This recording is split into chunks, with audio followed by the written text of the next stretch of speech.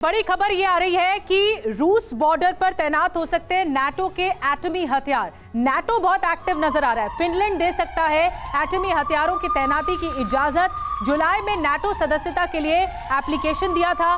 सदस्यता मिली तो नाटो का जो नया एटमी अड्डा हो सकता है फिनलैंड। तो फिनलैंड की भी जो एक्टिवेशन है, जो सक्रियता है, वो बढ़ती जा रही है। सदस्यता के लिए, नाटो की सदस्यता के लिए एप्लीकेशन दिया था और अगर ऐसा हो जाता है तो नाटो का फिर जो नया अड्डा होगा वो फिनलैंड होगा। रूस बॉर्डर पर तैनात हो सकते हैं नाटो के एटमी हथियार जो कि रूस पर दबाव बनाएंगे।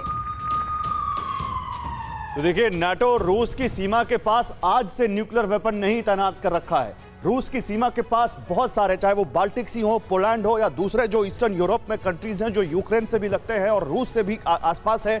जब से ये वॉर शुरू हुई है तब से नेटो फोर्सेस का न केवल वहां पे हैवी मोबिलाइजेशन शुरू हुआ है, बल्कि ये रिपोर्ट्स आती रही हैं कि नेटो ने बहुत सारे अपने जो अलाइज हैं, अमेरिका ने नेटो के अलाइज में वहां पर अपने परमाणु बम तैनात किए। और क्या आप स्टैंड अप इंडिया योजना के तहत 1 करोड़ का लोन लेकर अपना खुद का बिजनेस शुरू करना चाहते हैं?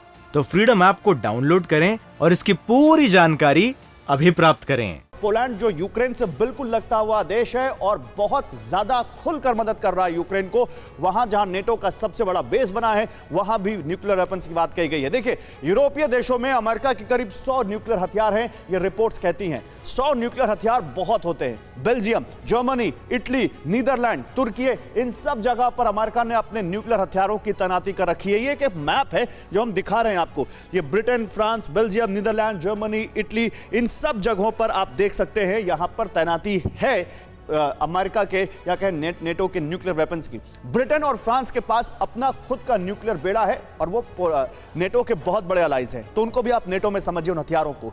पोलैंड ने हाल ही में अमेरिका से एटमी हथियार तैनात करने को कहा है। नेटो सदस्य बना तो फिनलैंड में भी परमाणु अड्डा हो सकता है। सवाल यह है, मकसद क्या है? इतने बड़े पैमाने पर नेटो अपने अलाइज के पास अगर न्यूक्लियर वेपन्स तैनात कर रखा है, देखिए वहां पर नेटो बेसेस हैं तो अमेरिकन सैनिक हैं, अमेरिकन ट्रूप्स हैं, भारी भरकम तौर पर अमेरिका के हथियार हैं, लेकिन जनरल सोए न्यूक्लियर वेपन्स 100 ऑलरेडी तैनात हैं और तैनात हो सकते हैं। और अमेरिका के अलावा नेटो के अलाइज के पास खुद अपनी बहुत बड़ी परमाणु ताकतें हैं जिसमें ब्रिटेन, फ्रांस दोनों शामिल हैं।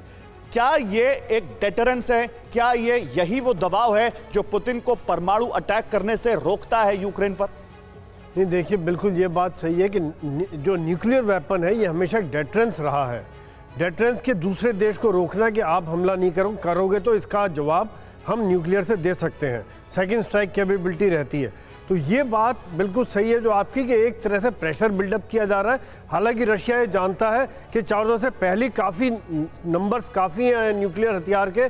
फिनलैंड को जोड़ना, उसमें जोड़ना, ये एक साइकोलॉजिकल मैसेज है और फिनलैंड को एक तरह से घेर के रखना, अपने साथ जोड़ के रखना कि तुम्हारे ऊपर खतरा है, तुम्हारे ऊपर डेंजर है। ये जो अमेरिका ने बाकी नेटो कंट्रीज के साथ किया है, आप देख रहे हैं कपिल कुमार सर जैसे बता रहे थे कि नेटो कंट्रीज एक स्टेज ऐसी आ गई थी कि अमेरिका के खिलाफ खड़े होने शुरू हो गए थे। चेक एंड बैलेंस है जिसकी वजह से अभी बैलेंस बना हुआ है, वरना तो कुछ भी हो सकता था।